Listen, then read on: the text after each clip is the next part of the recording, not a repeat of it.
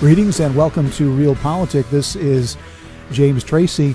Our guest on this episode is political cartoonist Ben Garrison. Ben is a freelance graphic artist. You've likely seen his work on the internet, especially this election season. His first cartoons appeared in the San Angelo Standard Times in the early 1980s, and he has since been a graphic artist at the San Antonio Express News and the Seattle Post-Intelligencer. In 2008, the big banks were bailed out, and this served for Ben Garrison, as well as for many of us, as being a wake-up call, and it marked the point where he felt he had to do something, and he utilized his graphic art skills to ring alarm bells and become a citizen muckraker online.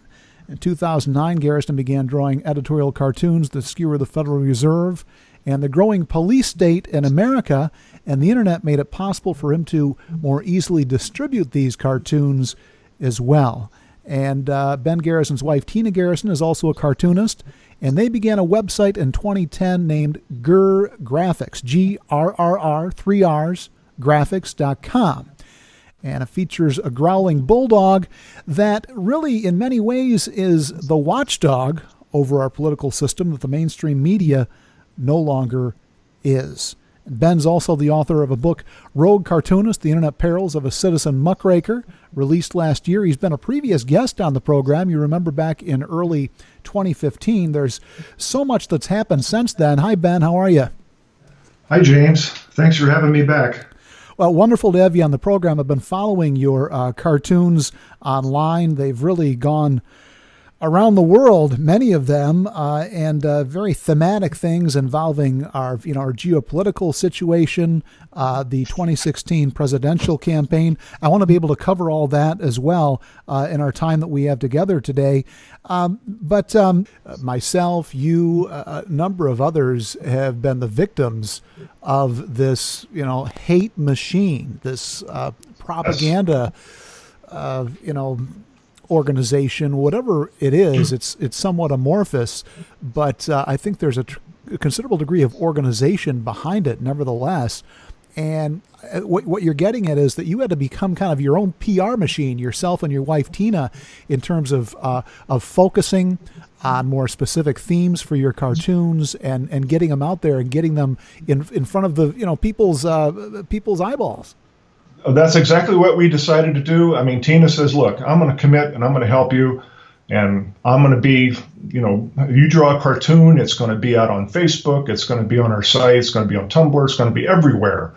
And we're going to beat the trolls at their own game. We're going to out PR them. So that's what we've done. And the thing was, in 2015, when it was just shortly after I had the interview with you, that's when I kind of hit the rock bottom, and I was like, everything I've tried failed. I mean, my book was basically a flop. I sold like 48 copies on Amazon, and it was an expensive book to print too because of the color plates, and so right. I ended up like $1 royalty, and nobody wanted to read that. So I decided I can't live like this because I had like this combination of fear and anger, a terrible combination, and regret, because I regretted doing a lot of the things I did to try to overcome the trolling. So that's when I kind of like had to really search hard, and I had to sort of like get on these boards, and I went on to 8chan, and I actually said, here I am, I'll have this AMA with you, and you ask me when anything, and then I realized that a lot of these kids there, these young people, they really like my real cartoons, and they really liked me, and I was like, wow. I got my eyes open, and the guy who was the administrator at the time was this young man named his last name was Brennan. His first name for some reason escapes me. Frederick Brennan. I don't know how I forgot that. Uh-huh. But I had drawn a cartoon in my book that lambasted him. I'm going to get even with him in this book. Oh yeah. So I drew him because this poor guy, he had brittle bone disease, confined to a wheelchair. So I drew him in a burning wheelchair because they called him Hot Wheels. I drew him in a burning wheelchair, and so he was in his own living hell. And I said, well, his body is pretty much useless to him, so I'm just going to draw this floating head in this wheelchair. And boy, that's going to make him mad. And guess what? This guy wrote me back, and he said he loved the cartoon, and he wanted to put it on a coffee mug. And that's when I really sort of realized, hey, if this guy, with all the adversity he's faced, if he could take it And he was only like 20, 21 years old at the time. If he could take it, why couldn't an old man like me take it and just stop being so serious about myself? Yeah. So that was kind of like the moment then. And then so that was like, after that, it was all easy. Then when I stopped caring about it, it all started not only to go away, but it all started to roll back in my favor. So instead of trying to sweep out this tide of hate with a broom, and wasn't working, it was a futile thing. Instead, I just kind of let go with the flow and just ride the boat on the incoming tides. That's what I've done, and it's been a lot better this year. And ironically, I've also been getting a lot more commercial work. In 2015, I really hit rock bottom. And that was the fear part of it, because when you do something like this and you're open to this kind of a vitriol from the social justice warriors and this kind of a cultural Marxism that wants you to be what they want you to be, and if you step out of line, you're going to lose your job. Right. I was losing work. I was, I could not. The HR departments, I do work for a lot of corporate interests, and the HR departments are like being run by social justice warriors who have this codification of rules, and if you violate one of those, you get like this, scarlet letter stamped on your head. You're not going to get any work. But after I stopped caring, and after I started doing the cartoons the way I wanted to do them in the first place, then magically I started getting commercial work back in too. I don't know, maybe it's something with the universe. Once I stopped fighting it, and the universe kind of rewarded me with work again. So, that's where we are today too. And with the help of Tina, I mean, we've actually seen a lot more support, and we're getting the cartoons out there. And it's a lot better place I'm in now than I was when I talked to you a couple of years ago. You think, Ben Garrison, maybe in part the political climate, the zeitgeist has changed as well, that has perhaps worked in your favor? We now have a major party candidate who is saying a lot of things they're on people's minds, but for many years people have been afraid to utter them. And we've had a black president for the past 8 years, and one would think that this would actually aid race relations in this country, but it's only seemed to exacerbate them, to make them worse. But has this, has the Trump candidacy, and you've done quite a bit of your work centering around his campaign in particular. You think that the political conversation today has aided you in getting your material circulated and out there and salvaging your reputation? Definitely, and people are waking up, and they're seeing, the mainstream media, I like to call it the legacy media now. Yeah. They've really shown their true colors, haven't they? Well, now they're basically propaganda arms for Hillary Clinton, and we're seeing them really going all out to destroy Trump. And you have to wonder, before the internet it started coming on the scene, you have to wonder if this wasn't the way they operated from the get-go. Now you see that it's all scripted, and they go with the narrative that aligns with the big money, the big central banker candidate, who is Hillary Clinton. And that's probably been going on for a lot longer than we suspected. But now people are waking up and realizing, wow, this so-called mainstream dinosaur media, they're really in the bag for these globalist central banker candidates, such as Barack Obama and Hillary. You mentioned Barack Obama and the race thing. You probably remember when he was elected, that was supposed to mark the point in America where racism was coming to an end. We had our first black president. And what did he do? Well, it's even been made worse.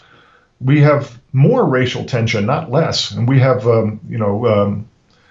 Black Lives Matter, funded by Soros and others, to keep that going. They want this kind of diversity. They want this division. They want us fighting amongst ourselves. And that keeps us distracted. With all these distractions, they can consolidate more power. And that was what Barack Obama was. He also promised he was going to be the most transparent administration in the nation's history. And what happened? We got the exact opposite. So, and then they all try to go after the whistleblowers. I mean, to me, Snowden is a hero. And I don't know if you saw the Oliver Stone movie. I just saw it a couple weeks ago, and it was excellent. I recommend all Americans watch it. Mm-hmm. but it's so this is what we've got, and then we all of a sudden here's this guy, this billionaire shows up on the scene, and he's not funded by the central bankers, and he's not beholden to anyone like Hillary is beholden to all of them because she's received so many millions of dollars from them.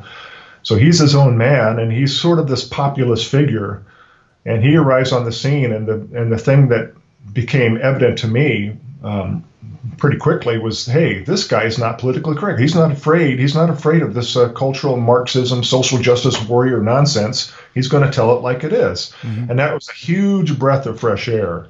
And so while I disagree with him on a great many things, I mean, here's this guy I could get behind because he's so much better than Hillary Clinton, who's got to be the most corrupt individual ever in this country's history to get this close to the presidency. And she can't get in there, because can you imagine what she's going to do if she's president, if she's gotten away with everything for her whole political career? Do you imagine what she's going to do when she gets in there and all of a sudden she has, when she was in the White House before, she was like using the FBI and Filegate to drag up dirt on her enemies. Well, now she has, the NSA and DHS to drum up digital material that's in Utah in the data center. Can you imagine if you made a phone call and you might have said something wrong? Well, here's Hillary. She's going to use that against you if you want to run for office or something and say, oh, you can't elect this guy. He said this or that or the other. That's what she's going to end up doing. So this electronic, fascist electronic noose, police state noose, digital noose is going to be tightening under her reign if she gets in there. She's very dangerous. Not only she's a corrupt murderer, but she's also a warmonger. And I just can't believe she's this even on the stage. She shouldn't even be on the stage at this point. But here she has a real chance of becoming president. Well, she's a representative of these special interests, as you suggest, the financial, the banking, globalist financial interests, and economic and geopolitical interests as well. She certainly doesn't stand for the American people or anything of the like. In fact, you point, and this is, evident in her sponsorship, whereas in the second presidential debate, Trump actually challenged her about how much money she has put into her own campaign, and she couldn't respond. No, she draws, I don't know if this is true, but it might be apocryphal. I don't know. But I read somewhere that she draws a salary. So people donate money to her, and she has all the money in the world, but she's such a money grubber. She still demands a salary, too. I mean, come on. You shouldn't have to get paid to run. People are paying you for your campaign expenses, but not a salary. And she claims she was broke when they left the White House, and now they have, 50 to 80 million? I read different numbers. How did they get 50 million minimum? I mean, how did they get that? What products did they sell? And Trump's son pointed that out in an interview. What are they selling to get this? Well, they're peddling influence. That's what they're doing. You send Clinton over to Russia to get 500 million or whatever it was for, I forgot what it was. It was millions of dollars for a speech. And then magically, Russia has access to, they get to buy your uranium mining company here. Thanks to Hillary Clinton. I mean, that Clinton Foundation should not have even existed while she was Secretary of State. There should have been no connections whatsoever. But now, you see what it is. It's obvious. This paper play. It's graft. It's just flat out corruption and graft. That's what's going on. But here's what Hillary does so well, and both Clintons do. They're both con artists, but they've learned this thing, and I'm sure you've heard this expression. It's gaslighting. So what that is that you blatantly tell someone, no, I'm not doing that. No, I'm telling you the truth. This is what I believe in, and this is the fact, and you're wrong. And people go, well, maybe I misremember. They're so sure that they're right. I must be remembering this wrong. And so it's almost a form of this Jedi mind trick that they've been playing on us. Yes, absolutely. And I was reviewing some of your cartoons in preparation for our discussion, and you had one in there on Star Trek. And, I bring that up in part because we're probably about the same age. I remember watching Star Trek, or at least the reruns immediately following their, initial run on network television. But can you remember a presidential campaign that has been this explosive in your lifetime? No, this has been completely nuts. It's overwhelming, especially with this is a point now where these globalists, this New World Order is being exposed. Before you mentioned New World Order, conspiracy nut, tune him out, irrelevant. Yeah. But now people are saying, hey, it's real. Even Hillary is saying she wants open borders, a complete open hemisphere, and she wants, it's what Barack is doing. She wants to continue that. We're basically giving all our freedoms over to a body, say, like the UN. Mm-hmm. And she is even more virulently anti-gun than, if that's possible, than Obama. So people are starting to see that these people are, especially, since Obama was elected, that's when it really started to speed up. It started with after Reagan and Daddy Bush started this New World Order stuff, but now it's really accelerated, and people can no longer say that, hey, that's a conspiracy theory. No, look at it, it's happening right in front of your eyes. I think you're right.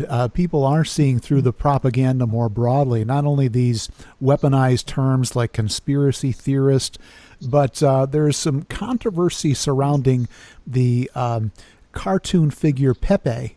And you did some pieces on this as well. You actually discussed this on your website when the Hillary Clinton campaign pointed to Pepe as being something that the white supremacists were promoting.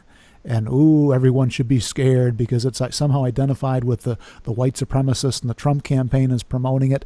And as you suggest, you linked actually to Hillary Clinton's website. Now went over there and looked at what they were attempting to argue is just ridiculous.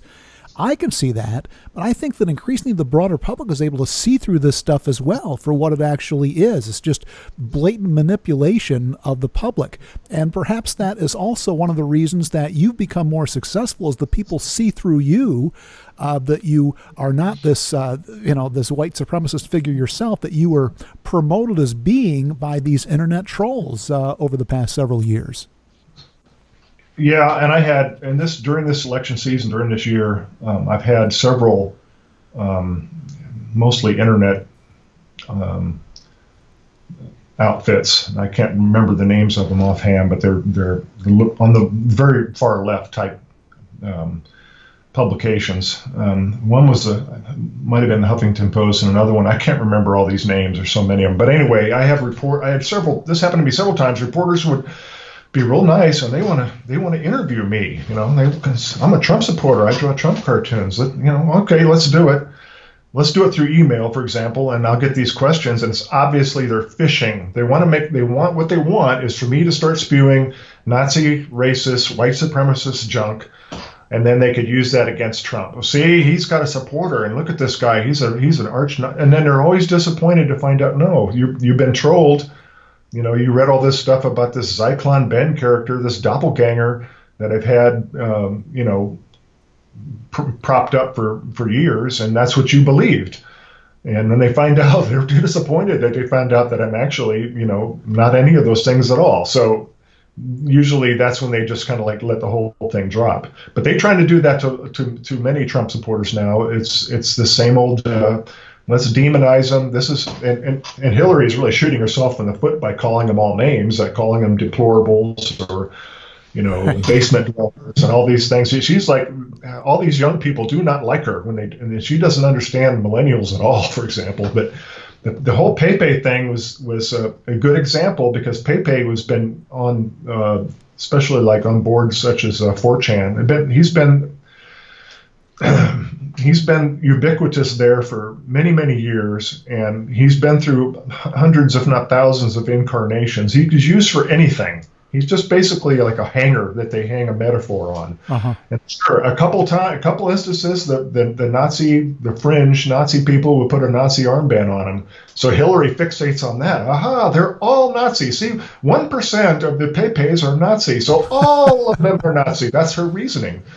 And so, and plus, Pepe was used in a photo with Trump. His son tweeted it out. They're all Nazis. See, proof. And it's not proof. It's just more nonsense, and people can see through it instantly. It's like she's just making things even worse for herself by attacking a cartoon frog. That's just another example of how crazy this election is this season.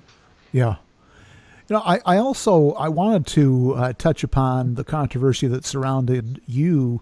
I know it's not a pleasant thing to discuss, but it is presently impacting a colleague of mine up in Canada, University of Lethbridge, Anthony Hall. He was, I think, not unlike what has taken place with yourself, with me, that led to my termination from my academic employer. He was framed in the media, and this affected his economic wherewithal. He was suspended without pay just last week because someone, an anonymous figure, posted some inflammatory graphic that includes a picture of you on his Facebook, and then actually contacted the media and law enforcement, claiming that this professor is a Nazi, he's anti-Semitic, and that's hardly the case. I know this individual; he's a very accomplished scholar, and yet they're attempting to make this out. I think they want to make an example of him so that they can go after other free thinkers in the academy and elsewhere. Yeah, that's a good point. That's probably why they're doing it. It's all this effort to stifle free speech and dissent, and people even questioning things, and shutting down debate. Now, I became aware of this problem when somebody on Facebook. Did you know that this publication in Canada published this what I call a hate screed box? And I looked at it, and here it was with my face and my name on this hate screed saying, oh, how I wanted to kill Jews and wipe off the face of the earth and all this stuff. And I just kind of looked at it and, what's going on with the reporting these days? I mean, you're going to publish something like this. You're publishing a man's face and his signature with something that is so vile and disgusting. Yet you're not even going to give the person a chance to say, hey, we're going to publish this. What is your opinion? And I can say, well, that's all fake. That's a troll. You're publishing troll material. But this is not just a isolated incidents either. I had the Washington Post publish a story supposedly tied in with the anonymous release of politicians who had once been KKK members or something such as that. They let off their list with my name, saying I was I had got kicked out of the KKK because I was so virulently evil. The KKK couldn't take me, and they had to kick me out. This was in the Washington Post, and I was like, are you kidding me? And I immediately got in touch with that reporter, and I said, this is pure libel, and you didn't even bother to ask me. I'm readily available on the internet. Do a search of Ben Garrison. Boom, there I am. Why aren't you contacting me? No, because it's the narrative that they're more interested in. Right. And it's the same thing with the the paper or whatever it was, the publication in Canada. And it fits their narrative better to go ahead and let's destroy this professor and we'll show proof because he published this vile box here and he agrees with this opinion. Of course he doesn't. And of course it's not even related. This box was created by a 20-year-old troll in Florida named Joshua Goldberg, and who enjoyed attacking me for years. And then he was finally arrested by the FBI in the September of 2015. He turned out he was one of these guys. He was a troll with many, many handles, and he just enjoyed stirring up crap all the time and making people fight each other. Uh-huh. That's how we. And you mentioned Star Trek. There was an episode called I think it was called Day of the Dove, but it was like this entity sets the Klingons and the Federation forces fighting each other on the starship in perpetuity while he sits back and laughs, and he gets energy from this. That's Joshua Goldberg. He would sit back and play Black Ant versus Red Ant, and he would create these scenarios and get people fighting. Yeah. That's all it's about. So, and yet the mainstream likes to pick up on that too. And now this kind of trolling has gone mainstream. And these, I've had, for example, the Guardian, in a respected publication in London, ran a hit piece on me comparing me to a cartoonist who had worked for Joseph Goebbels. This guy never contacted me to get, hey, I'm a reasonable person. Can't you let me have an opinion about this? No. This guy is a Nazi artist, see? Because I said so. But the same thing happened in Canada, and unfortunately the professor is, I think what you just said is correct. It's a signal for people to remain quiescent about important issues and not even debate. So It's not about debate or reason or logic anymore. It's about protecting feelings, and they're using that with the SJW and their feelings. And you have to give up your free speech. In Canada, they've already pretty much done that, but that's coming to America too. We still have free speech here, and that includes hate speech, but they have ways of shutting you down. And one of the ways they do it is they attack your employment. You lose work, or they attack your employer, and you lose money. And the same thing happened to me too. With I was in an art gallery over here in Big Fork. And I was just starting to sell paintings, but hey, the trolls started attacking the owner and sending her hate mail. And when she first saw it, she really thought I was a Nazi white supremacist. She wanted me out of that gallery that very day, and I had to talk to her and say, no, this is trolling. But she was still too rattled. I still had to leave. But see, that's hey, now I have a hard time selling paintings now because the trolls decided, or whoever this entity is decided, I'm controversial. I'm raising points that make the ruling elite uncomfortable. So I have to be shut down. I have to lose work. That's what. And I do want to get to some of your cartoons and discuss those while we have you here, Ben Garrison. And, talking about the internet and free speech, one of your recent cartoons highlights how the Obama administration has just given the internet over to the United Nations. Yeah, and I got a lot of people said, "Well, you're wrong. He's not giving it. That's just the nomenclature part of it. It's not. Well, it's if it didn't have some meaning, he wouldn't be giving it over. It's a first step. It's a first step until having a body decide, like some kind of UN committee deciding what hate speech is. Right. And so that's the first step. And it's already happened, and I'm surprised that Congress let it happen. They kept putting it down before. We had other things like, for example, I think it was SOPA that got stopped, but they never stop. Really, they keep after it. They keep going and trying again, and they just keep going until they get their way. And so Obama got his way, and now we got. We gave away something that was made in America. It belongs to America. There's no reason to give it away, but we gave it away. And he wants to give away guns to the gun control to the UN too. That's the next thing. Well, the UN said that you can't have these guns. Well, who cares what the UN says? We got something called the Second Amendment here, but Obama wants to use that to,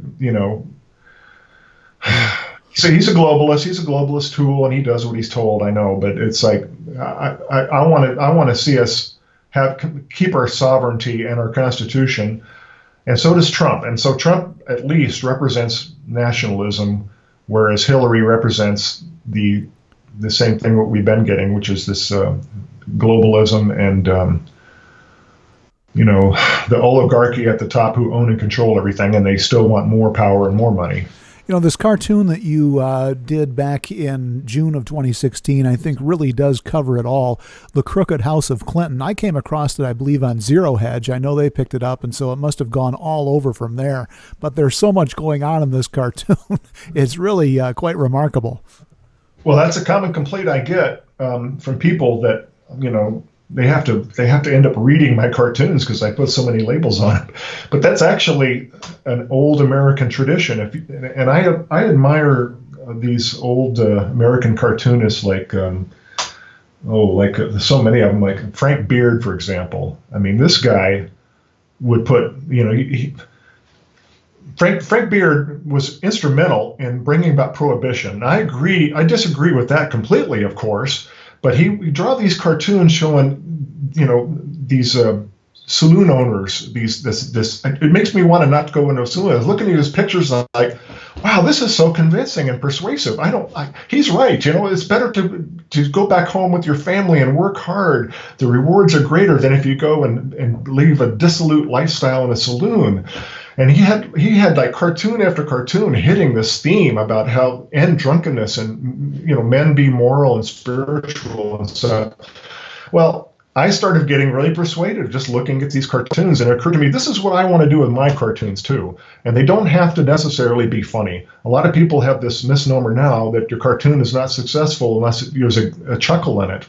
Well, that cartoon that I drew there really isn't that funny. I mean, I got like Saudi Arabia at the top, pitching a gay person off the top of the building, and Hillary Clinton smiling, and you got the server, you got everything that's going wrong with the House of Clinton in one image, and that was a popular cartoon. I got a lot, like I said though, I got a lot of complaints about I over-labeled it, but that's an old American tradition, is putting labels on cartoons. If you have a cartoon nowadays without any labels, then it's not a cartoon, it's an illustration. Yeah. Another one that you produced back in June of 2016, Abandoned Ship, Brexit, Great Britain's Escape from the EU. I think this is also a highly successful one that got a lot of play, especially overseas. Yeah, that's the one that prompted that Guardian writer to write a hit piece on me. But that one truly went viral. I was really surprised and pleased to see all the email, especially from people from England. I got so much positive email, and I translated it into German. It was on an Italian news show with millions of viewers. It was seen millions of times. I have no proof of that, but I'm pretty sure it has been seen by millions of people. And that also, I think, and maybe I'm flattering myself here, but I think that helped pass. That had an influence on that decision, because what it did is it allowed people to at least open a dialogue and a debate. Do we really want to have endless Muslim immigration? And what is that doing to Western civilization?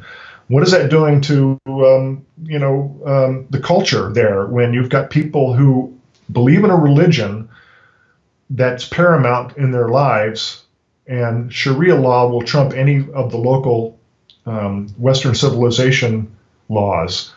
That, like for example, in America, the Muslims in America, 50% of them, over 50% want Sharia law, because that's their religion tells them that's what's paramount, is the Sharia law, not the Constitution. So they want Sharia law here and not the Constitution. And we know what Sharia law involves, and it involves a lot of unpleasantries. Well, that cartoon allowed people to say, hey, I'm going to speak out against this. We want to leave you. We don't want this endless Muslim immigration. And it's okay to speak it out. And if they call me a racist, so be it. Because people got so cowed and intimidated and afraid of being called names if they didn't go along with it. And that's one of the reasons in that cartoon you should see the Muslim with the scimitar is making the Swedish man. Sweden has really been destroyed by this endless immigration, and so that's why I put all these things in the cartoon, and it was a big success. It's probably my most successful cartoon ever. And you've done a lot of cartoons as well on the election, on the I should say the 2016 presidential campaign. I see one here, Feeling the Burn, which really does capture Bernie Sanders betraying his supporters and throwing all of his, or seeking to throw his political power that he had accumulated, in the preceding months behind Hillary Clinton, even though she's the one that stands for everything he was campaigning against. Well, Bernie, here's another example of gaslighting. He's easily gaslighted, isn't he? Because he believed that Hillary is going to do all the things that are in that Democratic platform that he had an influence on. Of course, she's not going to do it. But if you look at that cartoon, it's on the upper right corner, I actually included my older brother, because my older brother donated money to the Bernie campaign. And at the end, he was completely and utterly disgusted with announcing his support for Hillary Clinton. So he felt betrayed too, and a lot of Bernie's supporters were. It was probably one of the biggest backstabbings in political history. I mean, how could he do that after he's denouncing her support for the Wall Street crony banks, and yet now he's supporting her? So, and what does he get out of that? I mean, this is a chance for him to run in a third party, and frankly, I think Bernie would have done a heck of a lot better against Trump than Hillary has. It's like a lot. This was a lot of young people supported Bernie, and this is their political awakening. And then what happens? They get doused with gasoline and a matchstick thrown at them. you did a number of cartoons on Hillary Clinton when it became more and more publicly apparent that she has some serious health problems. This is back in August and September of this year. Hillary's Stool, Weekend at Hillary's, and Operation, the Hillary Clinton edition.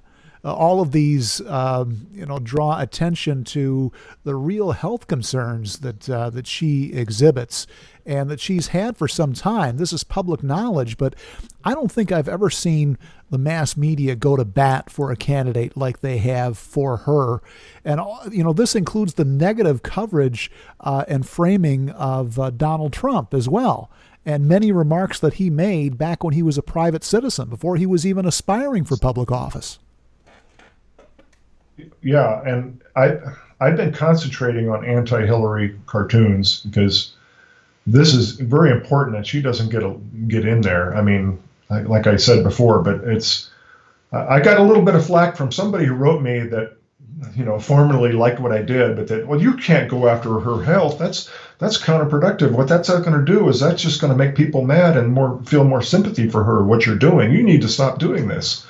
And I say, well, no. I mean, it's not just her bad health, which is legitimate since she's supposed to have the stamina to be president. And what's she going to do when she gets the 3 a.m. call and she's got, in one of her fits or something at 3 a.m. and she can't take it? Well, she's got to have better health than what she's been exhibiting when they throw her in her medical unit like a big sack of potatoes. Right. So I think that's fair game, but it's not just her health. It's her, she's not fit morally. She's not fit from her conduct and her performance on the job previously as Secretary of State, where people died due to her negligence, or maybe it was intentional. She's unfit because she's a criminal. She's just an abject criminal. Outright, in your face. So I'm not there's no holds barred with me, and there's obviously no holds barred with her. She'll do anything to get elected. That's been made clear. She'll say anything, she'll do anything, people will die. We can't let this creature get into the White House. You've also focused on her close associate and confidant, Huma Abedin. In a number of your cartoons, Hillary's bogeyman and her Saudi Arabian connection, because that's what it is. This is how the Muslim influence is going to be. They already influenced Obama, who I suspect is already a Muslim, but Hillary too. They have the Saudi Arabia. Look at all the money they gave her, and look at I think it was Qatar recently.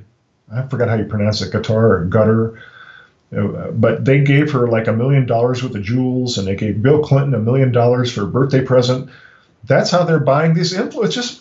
They're buying influence. And so here's the Saudi Arabia giving Hillary Clinton, the Clinton Foundation, I forgot how many millions it was, but they're also funding ISIS. And it's come out now that it's basically Obama just really admitted that, yeah, we're supporting ISIS to go against Assad and the Russians, and we're supporting that. And so this is crazy. It's like 1984, where they can tell us two different opposite things, and we're supposed to cheer no matter what they say. Right. Just the absolute chutzpah of these people. But that's what it is in this election. There's just so many crazy things raining down on us. It's almost like we can't deal with. Yeah, and you have one here as well that I think was posted on your site just shortly after the first debate, and it's titled "The First Debate: Trump versus Hillary and Hillary." Yeah, I stayed up late after the debate. I tried to do a cartoon after each debate, and so I stayed up late and cranked that one out pretty fast. But that was my overall impression of it, is that Hillary controls the debate material. I mean, the moderator's clearly on her side, and I think after that debate, that's the one where Hillary had her cleanup man go up to the podium and take something and then hand it off to the moderator afterwards. There are really some fishy things going on in these debates, and it's clearly all skewed to Hillary's favor. And it's a really marked contrast between her, this status quo. She represents the status quo of both parties. That's why the neocon Republicans are voting for her. Yeah. But there's a big contrast between her and Trump, which they say, well, he's not qualified. Well, good. That's what I want to hear. I don't want a career politician. I want somebody such as him to go there and maybe clean some house. I hope that's what happens. Your cartoon Bag of Sorrows, which appeared in early October of 2016, it provides a depiction of Soros, George Soros, of course, the billionaire philanthropist that we seldom see because he has so much money and because his public relations in terms of human rights and so on and so forth is so vast and it's so formidable. He's kind of like what you're able to see in this tip of the iceberg. It goes a lot deeper than that, deeper than him, but he's the one that you're sort of allowed to see, the guy behind funding Black Lives Matters and Media Matters and, funding Muslim immigration. Well, it sounds ridiculous, but they want to destroy. This is kind of like this cultural Marxism at work, where they want to destroy the societies and just bring down the countries and then remake them into this totalitarian world that they control, whether it be corporate fascist world controlled by the bankers and the top global corporations, or whether it's outright it's kind of a form of communism, really, but they're the ones who run the show. So that's what they want. That's what he wants. It's more money and power. That's that's all about. So they want more power. They want to be able to control the populace. They want to keep us fed with GMO foods, and they want forced inoculations. They want to give up our guns, and we become their serfs. Even worse than serfs, we become cattle. And I drew a cartoon once called Citizen Cattle, showing that, where we're just on their farm, and boy, when they want to put us in the slaughterhouse, that's where we're going. Right. And do you think that there's going to be an election this time around? And if so, if Trump is elected, there's the chance that Hillary's forces will steal it. That's the biggest concern that I have. They're going to go into these key states, and they're going to stuff the ballot boxes. They're going to have the people voting at all the precincts, drive them around. They're going to have illegal aliens voting. That's why they don't want any kind of voter ID. So that's why she wants the open hemisphere too, because she knows that all these poor countries will all vote for free stuff, come on up, and then break down the society still further.